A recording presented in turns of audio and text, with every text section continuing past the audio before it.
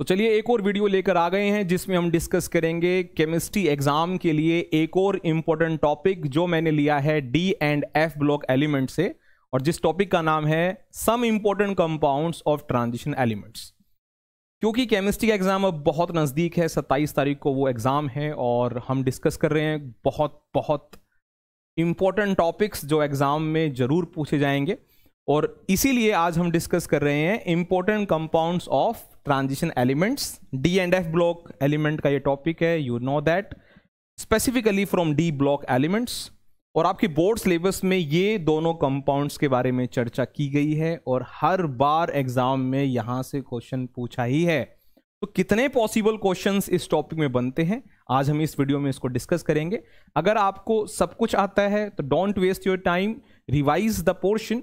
Otherwise इसको ध्यान से देखिएगा, इसमें क्या क्या सवाल हैं, कैसे उसको करना है और किस किस तरीके से सवाल को पूछा जा सकता है। ठीक है, तो शुरू करते हैं। तो सबसे पहले हम डिस्कस करेंगे K2Cr2O7 which is potassium dichromate. पहला सवाल यहां से बनता है जो K2Cr27 और KMnO4 दोनों से एक पहला सवाल जो कॉमन सवाल है कि how to prepare these compounds. K2Cr2O7 को कैसे बना सकते हैं और KMnO4 को कैसे बना सकते हैं। इसको पूछने के काफ़ी तरीके रहे हैं, एग्जाम की हिस्ट्री रही है हमारी कि बोर्ड एग्जाम में डायरेक्ट प्रिपरेशन पूछा है, कंप्लीट द रिएक्शन करके पूछा है इसी टॉपिक से, और का नाम पूछा है जिस और से K2Cr2O7 बनाया जाता है, K2Cr2O7 का स्ट्रक्चर पूछा है। वो सारा सवाल, वो सारे सवाल ग्रुप ऑफ क्वेश्चंस जो भी मैं डिस्कस कर रहा हूं वो यहीं से उठाए गए हैं। ध्यान से देखना प्रिपरेशन को। तो मैं एक फ्रेश पेज ले लेता हूं, वहां डिस्कस करते हैं। हमें प्रिपेयर करना है बच्चे किसको, K2Cr2O7। तो उसको कैसे प्रिपेयर कर सकते हैं, ध्यान से देखिएगा। तो सबसे पहले वो और उठाया जाता है, क्रोमाइट और उसका नाम है, क्या नाम है बच्चे, क्रोमाइट और। ध्यान से देखिएगा, उसका जो फॉर्मूला होता है वो होता है FeCr2O4। इसको क्रोमाइट और कहते हैं। और इसके अंदर हम डालते हैं एक बेसिक सॉल्ट। आप बेस मतलब अल्कली NaOH भी इस्तेमाल कर सकते हैं, नहीं तो हम इस्तेमाल करते हैं Na2CO3 और साथ में यूज करते हैं ऑक्सीजन गैस को। तो ये तीन सब्सटेंसेस से शुरुआत होती है K2Cr2O7 बनाने की, और ये पहला स्टेप माना जाता है जिससे हम क्रोमाइट और से बढ़ते हैं पोटेशियम डाइक्रोमेट की तरफ। इस रिएक्शन से सोडियम आयरन को डिस्प्लेस कर देता है और खुद कंबाइन होता है Cr और O के साथ और बनता है Na2CrO4 जिसे हम बोलते हैं सोडियम डाइक्रोमेट। ओके, और जो आयरन होता है वो ऑक्सीडाइज हो जाता है, वो बन जाता है Fe2O3। ठीक है, CO2 भी एक प्रोडक्ट बनता है। मेन प्रोडक्ट हमारा बनता है सोडियम डाइक्रोमेट जो कि येलो कलर का होता है। ठीक, फिर आता है स्टेप 2। स्टेप 2 में क्या होता है, ये जो सोडियम डाइक्रोमेट होता है इसका एसिडिफिकेशन करते हैं। सॉरी सोडियम डाइक्रोमेट नहीं है, सॉरी, ये है सोडियम क्रोमेट। सोडियम क्रोमेट, वो फ्लो में चला गया, डाइक्रोमेट को देखता रहा तो यहां डाइक्रोमेट लिखा गया। तो हमें मिलता है सोडियम क्रोमेट जो कि येलो कलर का होता है। फिर हम सोडियम क्रोमेट का एसिडिफिकेशन करते हैं, और एसिडिफिकेशन करने के लिए हम इसमें डालते हैं H2SO4। इसका एसिडिफिकेशन हो जाता है और क्रोमेट चेंज हो जाता है डाइक्रोमेट में, तो यहां बन जाता है Na2Cr2O7 जिसे बोलते हैं सोडियम डाइक्रोमेट। और ये ऑरेंज कलर का होता है, ऑरेंज रेड। ओके, हमें बनाना है पोटेशियम डाइक्रोमेट। तो ऑब्वियस है कि हमें डाइक्रोमेट तो मिल गया है लेकिन ये सोडियम का है, मुझे चाहिए पोटेशियम का। तो उसके लिए ये जो Na2Cr2O7 हमें मिला है, इसमें पोटेशियम का सोल्ट डालकर डबल डिस्प्लेसमेंट वाला लॉजिक लगता है। Na की जगह K, K की जगह Na, यहां बन जाता है K2Cr2O7 plus NaCl। K2Cr2O7 potassium dichromate,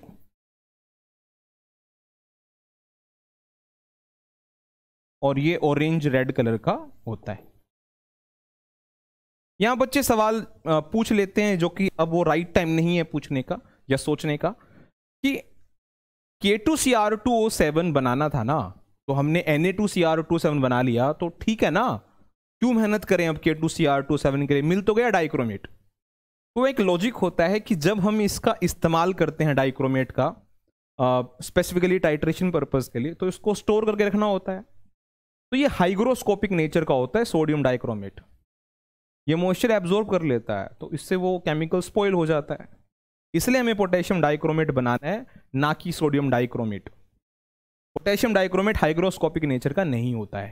clear है? तो ये प्रिपरेशन है। पहला सवाल K2Cr2O7 का यहां से पूछ सकते हैं। चलो आगे बढ़ते हैं। फिर है K2Cr2O7 की प्रॉपर्टीज, जिसमें समाई हैं बहुत सारी इक्वेशंस, और इसी इक्वेशन में से कोई इक्वेशन आपसे वो जरूर पूछेगा। ठीक है, तो ये मैं बता चुका हूं, ऑरेंज रेड का कलर का क्रिस्टलाइन सॉलिड होता है ये डाइक्रोमेट, और कोल्ड वाटर में ठीक घुलता है, लेकिन हॉट वाटर में रेडिली सॉल्युबल होता है। ओके, चलो फिर आगे बढ़ते हैं। इसको हीट करने पर क्या मिलेगा, ये एक सवाल पूछा जाता है कि जब K2Cr2O7 को हीट करते हैं तो क्या मिलता है। तो बच्चे ये है पोटेशियम डाइक्रोमेट, हीट करने पर मिलता है potassium chromate K2CrO4 plus chromium का ऑक्साइड अलग मिलता है Cr2O3, और ऑक्सीजन अलग होता है। इसका कलर आप जानते हो, इसका कलर ऑरेंज है और इसका कलर येलो। तो हीट करने पर K2Cr2O7 बनाता है K2CrO4, और कलर चेंज है ऑरेंज से येलो। याद रखना, बहुत बार पूछा यार डीकंपोजिशन ऑफ K2Cr2O7। ठीक है, आगे बढ़ते हैं। ठीक, उसके बाद आता है एक्शन विद अल्कलीज, कि अगर मैं K2Cr2O7 की रिएक्शन किसी अल्कली से करवा दूं तो मुझे क्या प्रोडक्ट मिलेगा। अगेन हमारे पास है डाइक्रोमेट, मैंने हीट किया था तो मिला था क्रोमेट। सिमिलरली डाइक्रोमेट की रिएक्शन जब आप अल्कली से करवाएंगे तो इसको बना दीजिए क्रोमेट, तो K2Cr2O7 चेंज हो जाएगा K2CrO4 में, और बेस का OH पार्ट चेंज हो जाएगा H2O में। तो ये है हमारा ऑरेंज कलर, और ये मिल गया हमें येलो कलर। क्लियर है बात? और यहीं इसका रिवर्स देखा गया है ऊपर। ऊपर आपको याद होगा प्रिपरेशन में कि जब हमने क्रोमेट बना लिया था तो एसिड डालने पर डाइक्रोमेट बना रहा है, और वही डाइक्रोमेट बेस डालने पर क्रोमेट बना रहा है। इसका मतलब ये जो डाइक्रोमेट आयन है, इसमें अगर आप बेस डालोगे तो वो आपको क्रोमेट आयन बनाकर दे देगा, और क्रोमेट आयन में अगर आप एसिड डालोगे तो वो आपको डाइक्रोमेट बनाकर दे देगा। ये ऑरेंज, ये येलो। तो ऐसा कहा जाता है कि डाइक्रोमेट ऑरेंज कलर का होता है, और बेसिक मीडियम में ये येलो हो जाता है, और वहीं जो क्रोमेट होता है वो एसिडिक मीडियम में ऑरेंज हो जाता है due to formation of dichromate ion. तो इससे सवाल पूछ सकते हैं। ठीक है, तो अगर ये रिएक्शन है, मान लो आपको ये कंप्लीट करनी हो, यही तो है डाइक्रोमेट की रिएक्शन बेस से, ये वही तो रिएक्शन है, आयनिक रिएक्शन है। तो इसका बना दो क्रोमेट, और यहां पर बना दो H+, आप H2O भी लिख सकते हैं, और H+ दिखाकर आप ऐसे भी कर सकते हैं। क्लियर है? ये रिएक्शन इक्विलिब्रियम में आती है pH जब 4 होता है। इतना डीप में जाने की जरूरत नहीं है, बस आप इतना ध्यान रखना, डाइक्रोमेट होगा, बेस डाल दोगे तो क्रोमेट बन जाएगा, और क्रोमेट होगा उसमें एसिड डाल दोगे तो डाइक्रोमेट वापस मिल जाएगा। ओके, चलो आगे बढ़ते हैं। फिर इसमें एक क्वेश्चन है, क्रोमाइल क्लोराइड टेस्ट एक रिएक्शन है। तो आपको पहले ये पता होना चाहिए कि जो क्रोमाइल क्लोराइड टेस्ट है वो किस काम आता है। तो क्रोमाइल क्लोराइड टेस्ट हमारा इस्तेमाल होता है to detect the presence of Cl minus in a given sample. मैं आपको जल्दी जल्दी बता रहा हूं क्योंकि हम कर रहे हैं बच्चे रिवाइज, कि क्या क्या सवाल पूछे जा रहे हैं, तो हम उसको सोल्व भी कर रहे हैं साथ साथ। तो मान लो कोई सैंपल है मेरे पास NaCl, मतलब मुझे पता नहीं है कि इसमें Cl है कि नहीं, ठीक है ना। तो मैंने अपनी तरफ से सोडियम क्लोराइड ले लिया देखने के लिए कि क्या परफॉर्मेंस करता है K2Cr27 और क्या होता है क्रोमाइल क्लोराइड टेस्ट। नाम से ही लिखा हुआ है यार, क्रोमाइल क्लोराइड बनेगा। तो K2Cr27 जब H2SO4 यानी एसिडिक मीडियम है, जब एसिडिक मीडियम में K2Cr27 लिया जाता है और वो सैंपल के साथ रिएक्शन करवाते हैं जिसमें क्लोराइड है, तो K Cr का साथ छोड़कर एसिड से रिएक्ट करता है, तो हमारा बना के देता है वो KHSO4। डबल डिस्प्लेसमेंट करता है, KH को डिस्प्लेस कर देता है, KHSO4। वैसे Na भी अपने कजन की तरह यानी K की तरह NaHSO4 बनाता है। फिर ये जो Cr होता है ये क्रोमाइल क्लोराइड बनाता है, CrO2Cl2। ये वही रिएजेंट है जो इटार्ड्स रिएक्शन में भी इस्तेमाल होता है। ऑरेंज रेड वेपर्स होते हैं इसके, प्लस H2O तो बनता ही है।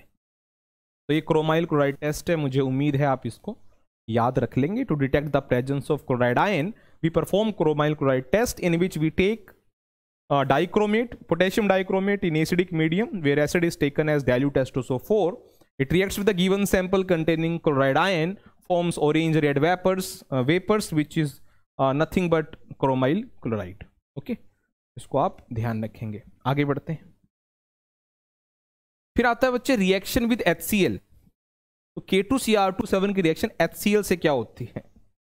तो K2Cr27 जब HCl से रिएक्शन करने जाता है तो ये ध्यान रखना है कि Cr जो होता है वो Cl के पास जाकर बना लेता है CrCl3।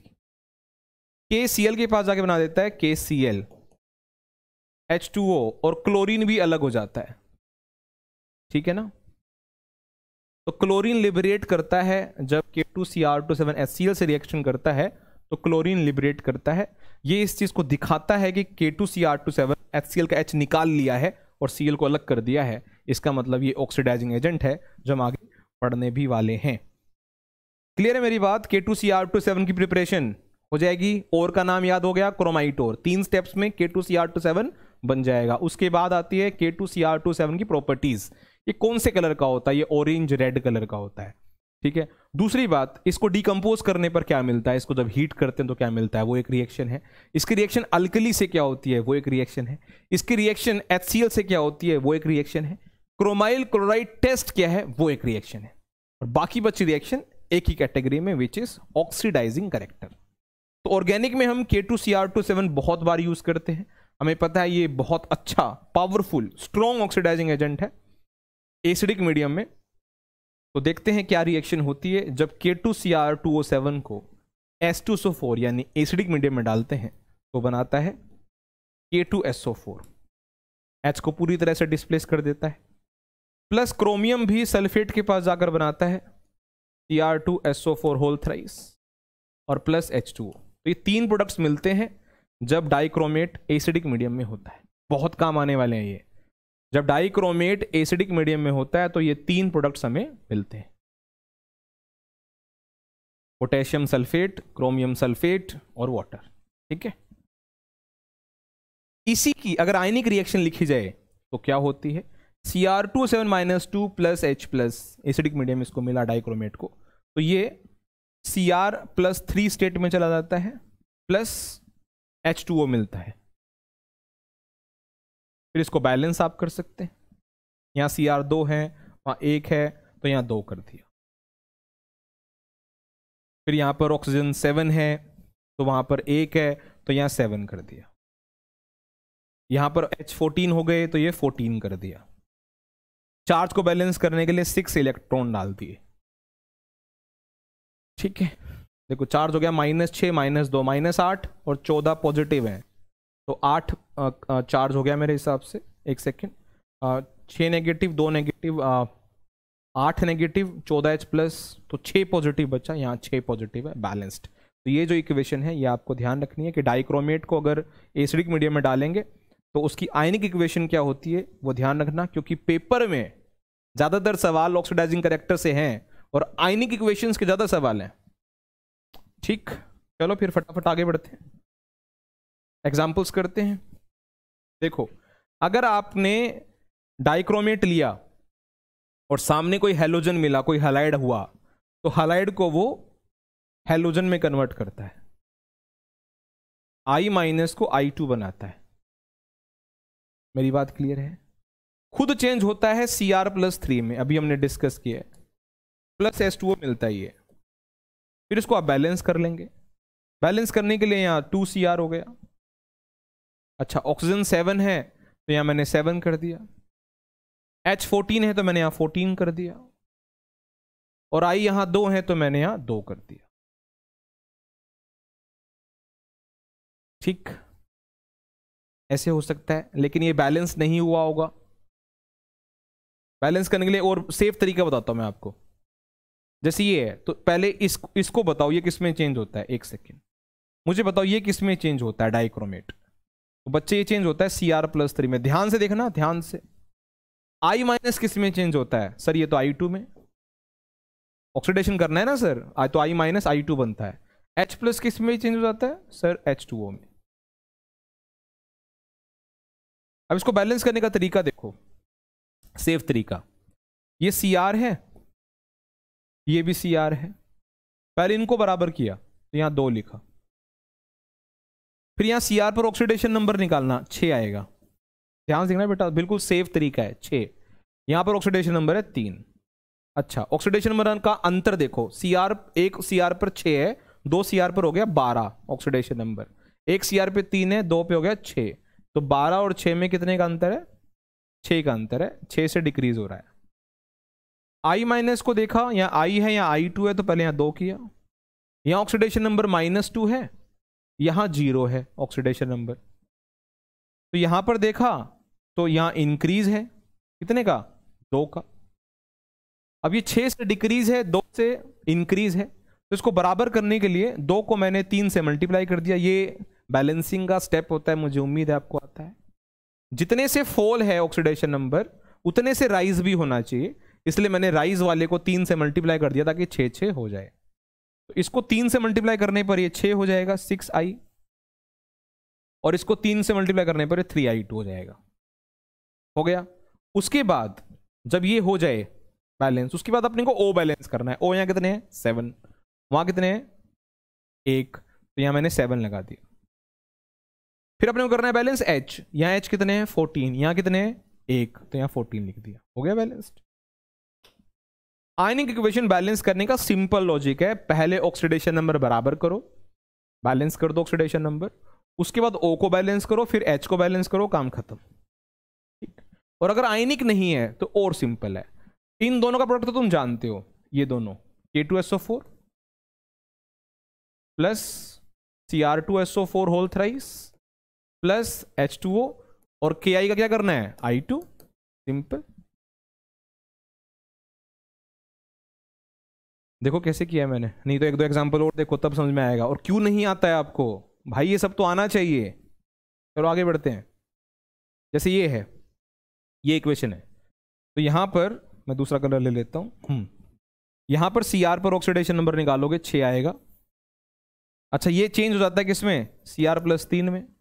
Fe+2 किस में चेंज हो जाता है? फेरस Fe+2 ऑक्सीडाइज होकर क्या बनता है? Fe+3। H+ क्या होता है ऑक्सीडाइज होकर? H2O। ठीक, यहां Cr पर +6 है, यहां Cr पे 3 है, तो यहां Cr 2 है, पहले बराबर करो। आप देखोगे यहां एक Cr पे 6 है, 2 पे 12, यहां एक Cr पे 3 है, 2 पे 6, तो डिक्रीज बाय 6। Fe को देखोगे यहां Fe+2 यहां +3, तो यहां पर इंक्रीज है ऑक्सीडेशन नंबर का 1 से। अब मुझे डिक्रीज इंक्रीज बराबर करना है, तो मैंने एक वाले को 6 से मल्टीप्लाई कर दिया ताकि 6 हो जाए, तो यहां भी 6 आ गया और यहां भी 6 आ गया। उसके बाद मुझे बैलेंस करना है O को, तो O है यहाँ 7, वहां पर 7 लिख दिया बराबर। H हो गई 14, तो यहाँ 14 लिख दिया। हो गई बैलेंसिंग, हो गई बैलेंसिंग। और अगर ये नॉन आयनिक आया तो इन दोनों का प्रोडक्ट तो तुम जानते हो क्या है, K2SO4 plus Cr2SO4 whole thrice plus H2O। और ये फेरस है, फेरस बन जाएगा ferric, Fe2SO4 whole thrice. Ferrous बन गया फेरिक अगर ये नॉन आयनिक आया तो। बोलो बेटा क्लियर है, क्लियर है? चलो आगे बढ़ते हैं।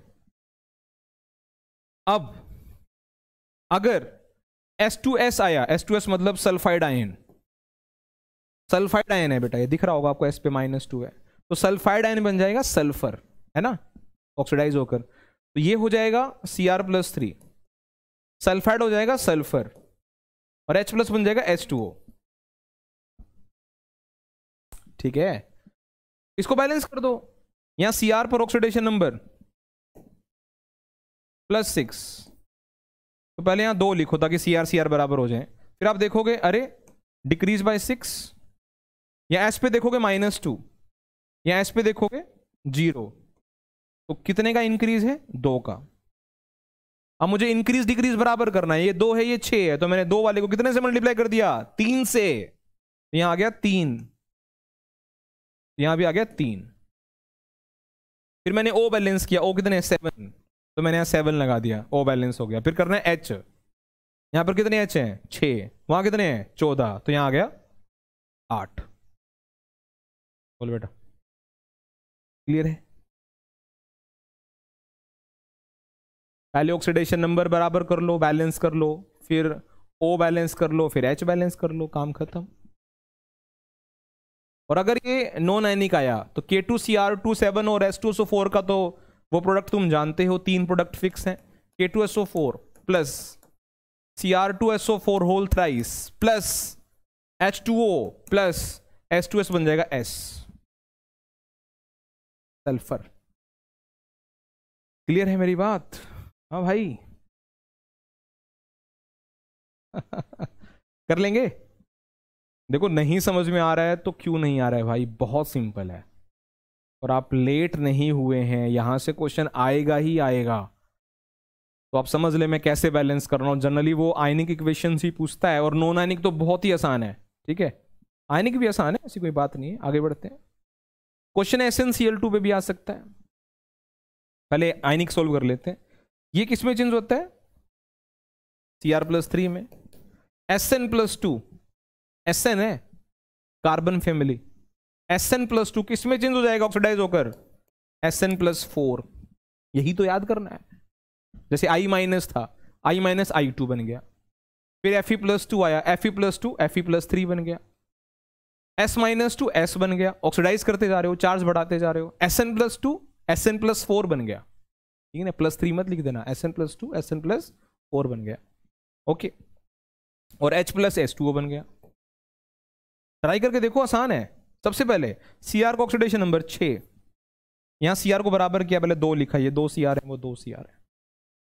1 पे 6, 2 पे 12, 1 पे 3, 2 पे 6, तो 6 का अंतर है।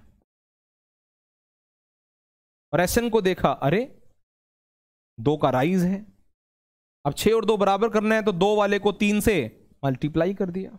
बोलिए, मल्टीप्लाई करने पर ये भी 3 हो गया और ये भी 3 हो गया। उसके बाद O को बैलेंस किया, O 7 है, तो यहां 7 लिख दिया। फिर H 14 हो गया, यहां 14 लिख दिया। काम खत्म, काम खत्म, सिंपल। और अगर नॉन आयनिक है तो इन दोनों का प्रोडक्ट फिक्स है।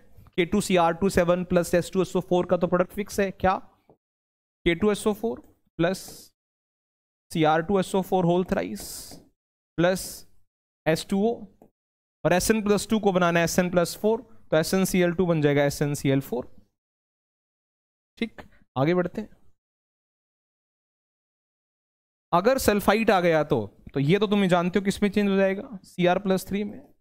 2 लिख देना, 2 Cr है ना। SO3-2 सल्फाइट बन जाएगा सल्फेट, ऑक्सीडाइज होकर, यही तो याद करना है। और H+ बन जाएगा S2O। लिमिटेड क्वेश्चंस हैं, घबराने की जरूरत नहीं है। तो वही आप देखोगे सीआर को, सीआर पर ऑक्सीडेशन नंबर 6 है, 1 पे 6, 2 पे 12, या 1 पे 3, 2 पे 6, डिक्रीज बाय 6। यहाँ सल्फर पर ऑक्सीडेशन नंबर देखोगे 4 आएगा, सोल्व कर लेना। यहाँ सल्फर पर ऑक्सीडेशन नंबर देखोगे 6 आएगा, तो यहाँ 4 है, वहाँ 6 है, 2 का राइज, ये 6 और ये 2, तो इसको 3 से मल्टीप्लाई कर दिया, 6 6 हो गया, तो यहाँ भी 3 आ गया, यहाँ भी 3 आ गया। उसके बाद O को बैलेंस किया, O यहाँ है 7 और 3 3 9, 9 और 7 16, यहाँ पर है 12, तो यहाँ 4 कर दिया, 12 4 16। फिर H बैलेंस कर दिए, वहाँ H हो गए 8, तो यहाँ पे कर दिया 8, काम खत्म। 8 हो गया ना, कर लो, देख लो, समझ लो, कर लोगे। और अगर नॉन आयनिक आ गया तो K2Cr2 7 और H2SO4 के प्रोडक्ट तो फिक्स हैं क्या, K2SO4 plus Cr2SO4 whole thrice plus H2O, ये 3 प्रोडक्ट तो फिक्स हैं। और सल्फाइड बन जाएगा सल्फेट, Na2SO3 बन गया Na2SO4। नॉन आयनिक तो और भी आसान है, जल्दी नहीं हो रहा है ये, आपको जल्दी लग रहा है, अगर किसी को जल्दी लग रहा है ये जल्दी हो रहा है तो उसकी दिक्कत है, उसके कॉन्सेप्ट्स कहीं हिले हैं। ठीक, आगे बढ़ते हैं। अगर नाइट्राइट आ गया, नाइट्राइट, तो देखो पहले इसको चेंज कर लो, डाइक्रोमेट बन जाएगा Cr+3। नाइट्राइट आ गया तो नाइट्रेट बना देना, और H+ तो H2O होता ही है। फिर आप देखोगे इसका ऑक्सीडेशन नंबर 6 है, 1 पे 6, 2 Cr हैं 12, तो यहां पहले 2 लिख दिया। यहाँ 1 पे 3, 2 पे 6, तो वही डिक्रीज बाय 6। यहाँ N पर ऑक्सीडेशन नंबर निकालोगे 3 आएगा, और यहाँ N पर देखोगे 5 आएगा, 3 और 5 2 का बढ़ोतरी, तो 6 और 2 बराबर करने के लिए 2 वाले को 3 से मल्टीप्लाई कर दिया, तो यहाँ भी 3 आ गया और यहाँ भी 3 आ गया। उसके बाद O को बैलेंस किया, O यहाँ 7 है और 3 2 6 13 हो गए, यहाँ 9 ऑक्सीजन यहाँ हो गए, 13 करने के लिए यहाँ 4 लिख दिया। फिर H को बैलेंस करने के लिए वो 8 H हो गए, तो यहाँ 8 कर दिया, हो गया काम, कोई दिक्कत ही नहीं है, हो गया काम। और अगर नॉन आयनिक आया तो इन दोनों के प्रोडक्ट तो तुम जानते ही हो, क्या बनेगा, K2SO4 plus Cr2SO4 whole thrice plus H2O, और नाइट्राइट है, नाइट्रेट बना दिया NaNO3। ठीक है, कर लोगे, आगे बढ़ते हैं। तो ये तो आप ऑर्गेनिक में देखते ही हो कि एल्डिहाइड बनता है कार्बोक्सिलिक एसिड, एल्डिहाइड को बना दिया, एल्डिहाइड को बना दिया कार्बोक्सिलिक एसिड, ऑर्गेनिक में तो आता ही है।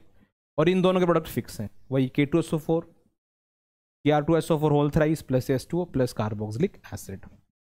ठीक, आगे बढ़ते हैं, आगे आओ। आगे है K2Cr2 7 plus thiosulphate Na2H2O3 plus H2SO4, आयनिक कर लेते हैं पहले। तो ये किस में चेंज होता है, Cr+3, थायोसल्फेट आ गया तो क्या बना दोगे, सल्फेट, और H+ क्या बन जाएगा, H2O, सिंपल।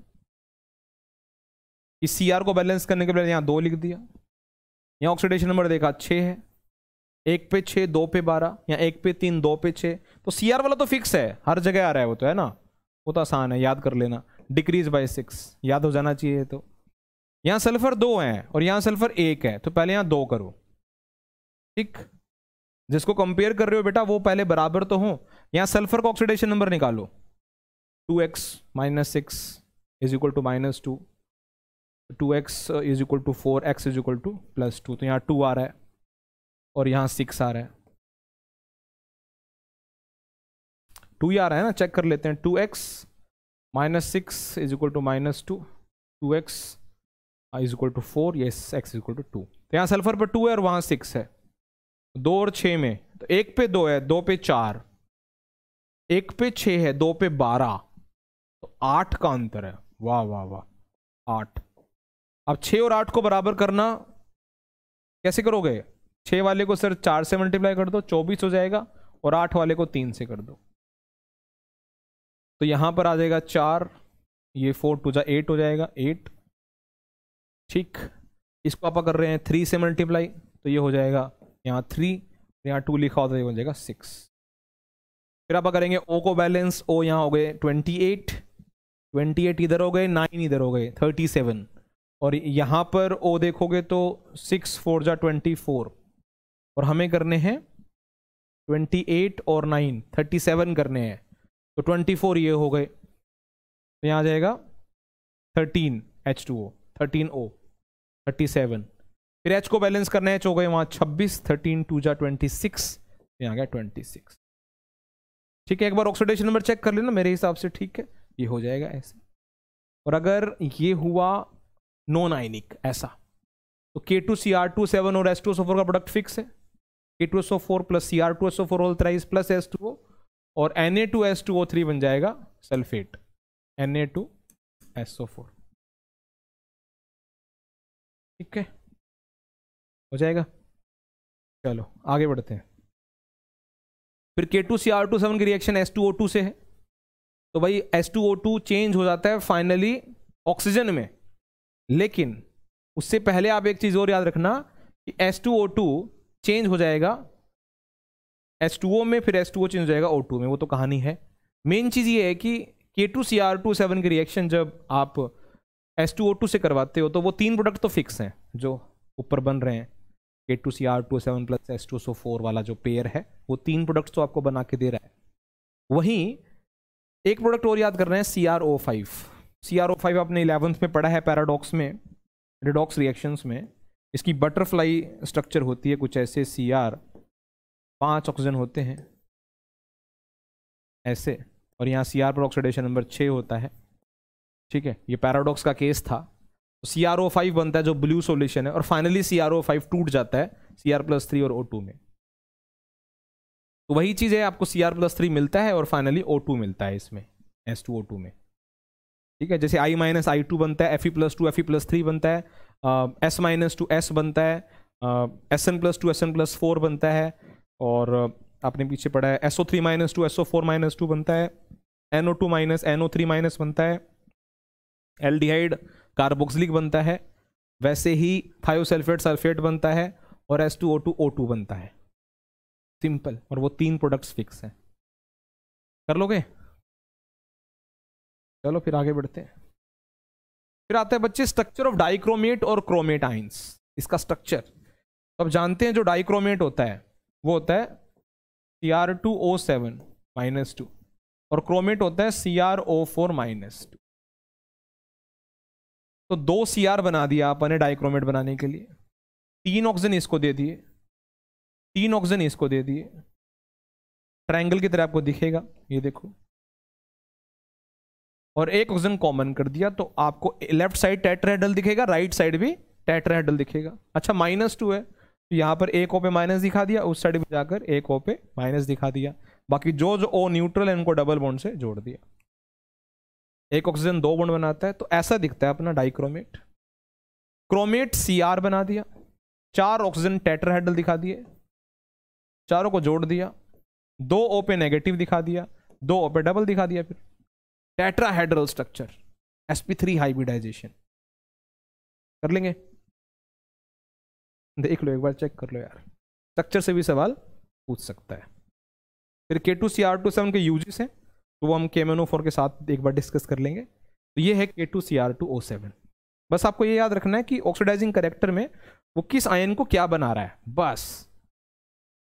और आयनिक इक्वेशन आ गई, फिर तो ऑक्सीडेशन नंबर बैलेंस करना है, फिर O बैलेंस करना है, फिर H बैलेंस करना है। ठीक है, और अगर नॉन आयनिक आ गई तो उसके 3 प्रोडक्ट्स कॉमन है, K2SO4 Cr2SO4 whole thrice plus H2O, और जिस चीज को ऑक्सीडाइज करना है वो क्या बनता है वो याद करना है। ठीक, आगे बढ़ते हैं। उसके बाद आता है KMnO4। तो इसकी प्रिपरेशन कैसे होती है? इसमें आपा लेते हैं, और जो आपा लेते हैं वो है MnO2, इसका नाम है पायरोलूसाइट और, पायरोलूसाइट और। इसमें वही हम पार्ट डाल देते हैं बेस, अपन ने डाल दिया एक सेकेंड, पोटेशियम सोल्ट डाल दिया प्लस ऑक्सीजन, तो इसने सीधे बना दिया मैंगनेट K2MnO4, पोटेशियम मैंगनेट जो कि ग्रीन कलर का होता है। फिर आपने क्या किया, जो K2MnO4 है उसका इलेक्ट्रोलिसिस कर दिया और हमारा बन गया KMnO4 जो कि पोटेशियम पर मैंगनेट है, आपको आता ही होगा, और ये पर्पल कलर का यानी वॉयलेट कलर का होता है। ठीक है, ये आपको आता है, मैंने भी लिख दिया, नहीं भी लिखता तो भी आपको बस मुझे यही बताना था कि इसकी प्रिपरेशन आपको याद होनी चाहिए। K2Cr27 3 स्टेप्स, KMnO4 2 स्टेप्स, दोनों की प्रिपरेशन पैरेलल देख के याद कर लेना। ठीक है, इसमें लेबोरेटरी मेथड भी आपको याद करना है। हम आगे बढ़ते हैं। लेबोरेटरी मेथड ये है कि हमारे पास मैंगनीज है +2 स्टेट में, उसमें हमने पर ऑक्सो डाइसल्फेट आयन डाला S2O8 -2 प्लस वाटर, तो हमारा MnO4- मिल गया, पोटेशियम पर मैंगनेट। ठीक है, ये होता है प्रॉपर्टीज। ये वॉयलेट कलर का होता है, आपको बता दिया, पानी में सोल्यूबल होता है। हीट पे क्या मिलता है, हीट पर जैसे K2Cr2O7 डाइक्रोमेट क्रोमेट बना देता है, वैसे पोटेशियम पर मैंगनेट मैंगनेट बना देता है। प्लस मैंगनीज का अलग ऑक्साइड जस्ट लाइक क्रोमियम है ना, MnO2 प्लस ऑक्सीजन। वहीं अगर ये K2Cr27 होता तो यहां बनता क्रोमेट, क्रोमियम का ऑक्साइड प्लस ऑक्सीजन। पैरेलल रखकर K2Cr27 और KMnO4 आप जल्दी जल्दी खत्म कर सकते हैं। उसके बाद है एक्शन विद अल्कली, ये भी देख लेते हैं। तो अल्कली के साथ जब आप करवाते हैं K2Cr2O7 की रिएक्शन, तो हमें बना के देता है क्रोमेट प्लस H2O। यहां पर मैंगनेट है तो ये हमें बना के देता है manganate K2MnO4 plus H2O। Plus में गैस दिखा सकते हो ऑक्सीजन, नहीं तो ये दोनों भी लिख कर आओगे तो काम चल जाएगा। और अगर आयनिक लिखनी है तो MnO4- बनाता है MnO4- manganate plus H2O plus ये गैस ऑक्सीजन। ठीक है, चलो आगे बढ़ते हैं। हो जाएगी ना बेटा, सेम K2Cr27 में रिएक्शन विद अल्कली। हाँ, और कलर याद रखना है, जैसे ये पर मैंगनेट है तो मैंगनेट बनाता है, पर मैंगनेट होता है पर्पल, मैंगनेट होता है ग्रीन, और उसी ग्रीन में अगर एसिड डाल दोगे तो वापस मिल जाता है, जस्ट लाइक K2Cr27 और K2CrO4। डाइक्रोमेट में बेस डाल दो क्रोमेट बन जाएगा, क्रोमेट में एसिड डाल दो डाइक्रोमेट बन जाएगा। KMnO4 में बेस डाल दो K2MnO4 बन जाएगा, K2MnO4 में एसिड डाल दो KMnO4 बन जाएगा। वो है ऑरेंज येलो कलर कन्वर्जन, और ये है पर्पल ग्रीन कलर कन्वर्जन। ठीक, ऑक्सीडाइजिंग कैरेक्टर है, ये भी पावरफुल ऑक्सीडाइजिंग एजेंट होता है। ये न्यूट्रल मीडियम में भी काम कर सकता है as a oxidising agent, basic में भी और एसिडिक में भी। तो अगर आप न्यूट्रल मीडियम रखोगे तो MnO4- आपको बना के देगा MnO2, याद रखना, मेन प्रोडक्ट यही है, MnO2 याद रखना है। ठीक है, अगर आप अल्कलाइन लोगे तो आपको बना कर देगा, जैसे ऊपर आपने पढ़ा, मैंगनेट, और मैंगनेट फाइनली किस में टूट जाता है, MnO2 में ही। यानी आप याद ऐसे कर लेना कि न्यूट्रल मीडियम में KMnO4 MnO2 बनता है, याद कर लोगे, न्यूट्रल मीडियम में KMnO4 MnO2 बनता है, और अल्कलाइन मीडियम हो अगर तो उसमें भी KMnO4 फाइनली MnO2 ही बनता है। वो बनाता तो MnO4- है, लेकिन वो फाइनली MnO2 में ही टूटता है, MnO2, जो कि इंपॉर्टेंट नहीं है, इंपॉर्टेंट है एसिडिक मीडियम। ये आता है एग्जाम में, एसिडिक मीडियम को याद रखना है। जैसे K2Cr27 प्लस H2SO4 था, उसके 3 प्रोडक्ट फिक्स थे, यहां पर भी वो 3 प्रोडक्ट है। K2SO4 वहां Cr था, यहां Mn है, तो MnSO4 प्लस H2O प्लस वो नेसेंट ऑक्सीजन जो सबको ऑक्सीडाइज करती है। ये इसकी आयनिक फॉर्म है, ध्यान रखना, याद ही हो जाएगा ये तो। MnO4- किस में चेंज हो रहा है, Mn+2 में। ठीक, यहां Mn पर कितना ऑक्सीडेशन नंबर है, निकाल लो, 7। यहां कितना है, 2, कितने का अंतर है, 5 का। और इसको बैलेंस करने के लिए चार्ज 5 नेगेटिव डाल दिए, फिर अपन ने बैलेंस किया O, ये 4 थे, यहां 4 लिख दिया, फिर H बैलेंस हो गया। ठीक है, ये समझ में नहीं आया अगर किसी को, मान लो बहुत आसान है वैसे तो, नहीं आया तो आप इसके एग्जांपल्स कर लो, काफ़ी हैं। वही बात है, देखो MnO4 माइनस है, आयनिक इक्वेशन पहले करते हैं। MnO4 माइनस है, किस में चेंज कर दो? Mn+2 में। Fe+2 किस में चेंज कर दो? ऑक्सीडाइज कर दो Fe+3 में। और H+ किस में कन्वर्ट कर दो? H2O में।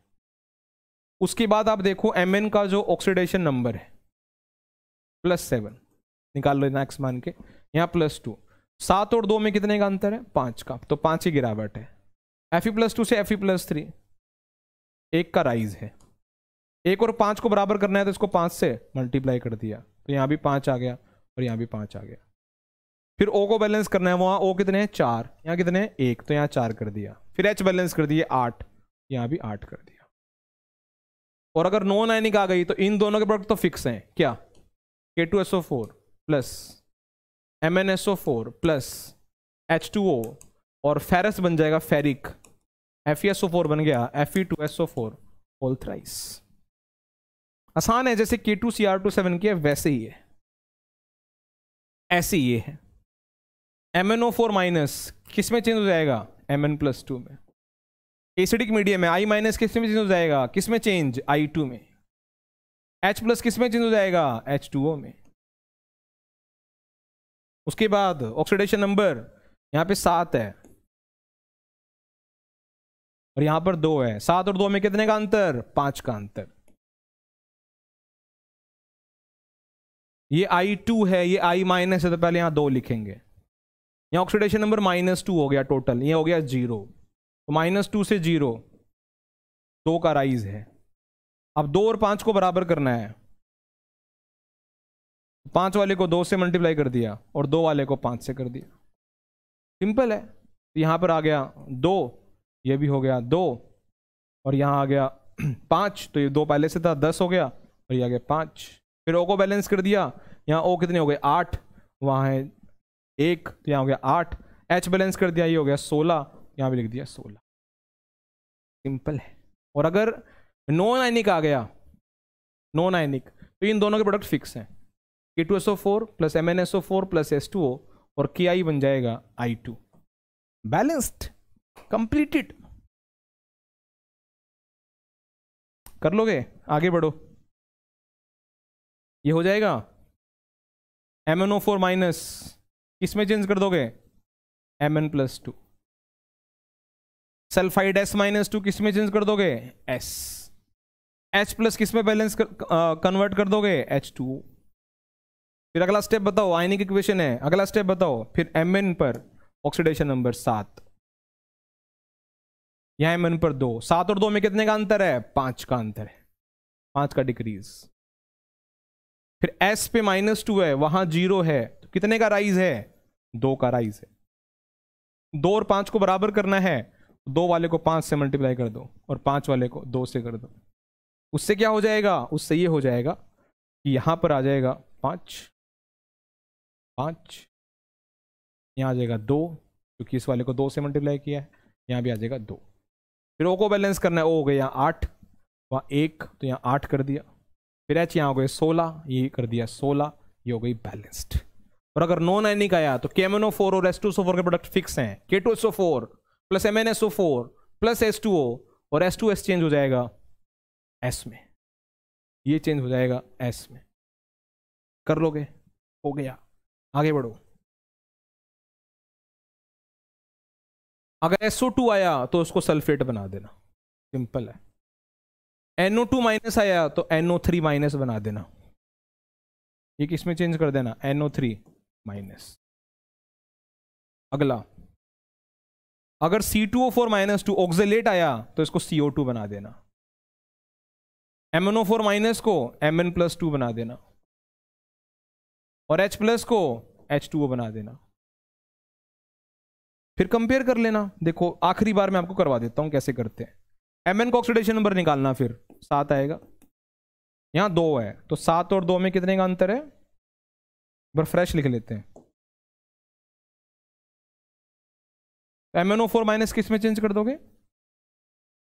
Mn+2 में। C2O4-2 किस में चेंज कर दोगे? CO2 में। और H+ किस में चेंज कर दोगे? H2O में। यहाँ Mn पर +2 है, यहाँ Mn पर +7 है, ये C2 है, ये 1 है, तो यहाँ 2 लिख देंगे। यहाँ C पर ऑक्सीडेशन नंबर निकालोगे 3 आएगा, यहाँ C पे निकालोगे 4 आएगा। ठीक है, फिर क्या करना है, अंतर निकालना है। 7 से 2 कर रहे हो तो 5 का फोल है, और 1 पे 3 है, 2 पे 6 हो गया, 1 C पे 4 है, 2 पे 8 हो गया, 6 से 2 इंक्रीज बाय 2 है। फिर 5 वाले को 2 से मल्टीप्लाई, 2 वाले को 5 से मल्टीप्लाई, ताकि इंक्रीज डिक्रीज बराबर हो जाए। ठीक, उसके बाद यहां आ जाएगा 2, यहां भी आ जाएगा 2, क्योंकि आपने इसको 2 से मल्टीप्लाई किया है। अच्छा, इसको 5 से किया तो यहां आ जाएगा 5, और ये 2 पहले से है तो ये हो जाएगा 10। उसके बाद करना है O को बैलेंस। O यहां हो गए 8 और 20, ये भी हो गए 28, यहाँ 20 है ही तो यहाँ 28 करने के लिए 8 कर दिया, H को बैलेंस करने के लिए 16 कर दिया, खत्म खत्म। और अगर नॉन आयनिक आई तो इन दोनों के प्रोडक्ट फिक्स हैं, K2SO4 MnSO4 प्लस H2O, और ये चेंज हो जाएगा CO2 में, सिंपल। ऑक्सैलिक एसिड बन गया CO2, ऑक्सैलेट आयन बन गया CO2। ठीक है, इसको बना देना सल्फेट। हाँ, मैं चाहता हूं कि आप ये 2 रिएक्शन स्पेशल याद रखें। अगर न्यूट्रल या अल्कलाइन मीडियम आ गया तब 2 इक्वेशंस एक्स्ट्रा याद करनी है, कि जो हैलोजन होगा वो बन जाएगा IO3 माइनस, यानी X माइनस बन जाएगा XO3 माइनस। ठीक है, हैलाइड बन जाएगा हेलोएट आयन, जैसे chloride chlorate, bromide bromate, iodide iodate. ठीक है, अल्कलाइन या न्यूट्रल मीडियम हो तो। और H2O3 थायोसल्फेट सल्फेट बन जाएगा। तो तुम कहोगे सर थायोसल्फेट तो सल्फेट ही बनता है, वो तो मेरे को याद ही है। तो ये याद रखो ना भाई, MnO2 है ये, MnO2 न्यूट्रल और अल्कलाइन मीडियम में जो एंड प्रोडक्ट होता है KMnO4 जिसमें चेंज होता है वो MnO2 है। कर लेंगे, ओके। चलो, उसके बाद इनका स्ट्रक्चर बनाना है परमैंगनेट और मैंगनेट का। परमैंगनेट होता है MnO4 माइनस और मैंगनेट होता है MnO4 माइनस 2। इसका स्ट्रक्चर बनाना है तो Mn बना दो, 4 ऑक्सीजन टेट्राहेड्रल दिखा दो, बॉन्ड से जोड़ दो, एक O पे नेगेटिव दिखा दो, बाकी को डबल दिखा दो, सिंपल। और MnO4 माइनस 2 आ गया तो Mn के साथ 4 ऑक्सीजन दिखा दो, टेट्राहेड्रल दिखा दो, जोड़ दो, 2 पे नेगेटिव दिखा दो, 2 को डबल बॉन्ड में दिखा दो, टेट्राहेड्रल। उसके बाद लास्ट में इसके यूजेस आते हैं। तो यूजेस आप इसका मोटा मोटा ध्यान रखना, दोनों पावरफुल ऑक्सीडाइजिंग एजेंट्स हैं और दोनों का टाइट्रेशन H2SO4 की प्रेजेंस में ही होता है, HCl या HNO3 की प्रेजेंस में नहीं होता, हालांकि वो भी एसिड्स हैं। HCl खुद ऑक्सीडाइज हो जाता है, HCl क्लोरीन बना देता है, और HNO3 एक पावरफुल ऑक्सीडाइजिंग एजेंट है तो इसके काम को खराब करता है, इसलिए हम H2SO4 लेते हैं टाइट्रेशन करने के लिए। KMnO4 जर्मीसाइड है, डिसइंफेक्टेंट है, वहीं K2Cr27 क्रोम टैनिंग में इस्तेमाल होता है। ठीक है, चलो ये सब है। अब मोटा मोटा मैं आपको बता देता हूँ। मोटा मोटा ये हुआ कि आपको KMnO4 और K2Cr27 की प्रिपरेशन आनी चाहिए, पहला सवाल। दूसरा, डाइक्रोमेट, क्रोमेट, मैंगनेट, परमैंगनेट, चारों आयंस के स्ट्रक्चर आने चाहिए जो कि टेट्राहेड्रल हैं। तीसरा सवाल, K2Cr27 और KMnO4 को डिकम्पोज करते हैं तो क्या क्या प्रोडक्ट्स मिलते हैं। चौथा सवाल, KMnO4 और K2Cr27 की रिएक्शन अल्कली से करवाते हैं तो क्या बनता है। पांचवा सवाल, और वो एसिड डालते हैं तो क्या बनता है, बेस डालते हैं तो क्या बनता है, वो कन्वर्जन आपको याद होनी चाहिए। अगला सवाल बैलेंसिंग के हैं कि अगर I माइनस हुआ यानी हैलाइड हुआ तो हैलोजन बना देना, Fe+2 हुआ तो Fe+3 बना देना, Sn+2 हुआ तो Sn+4 बना देना।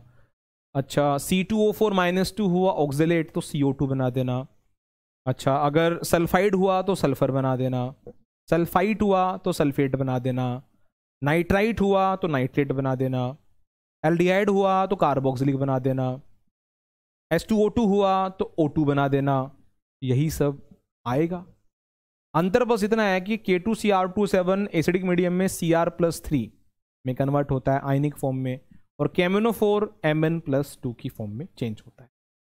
और अगर नॉन आयनिक आ गई, K2Cr27 वाली नॉन आयनिक इक्वेशन आ गई, तो K2Cr27 और H2SO4 के 3 प्रोडक्ट फिक्स हैं, K2SO4, Cr2SO4 ऑल्थराइज प्लस H2O, और वो ऑक्सीडाइज प्रोडक्ट जिसको भी ऑक्सीडाइज किया गया होगा।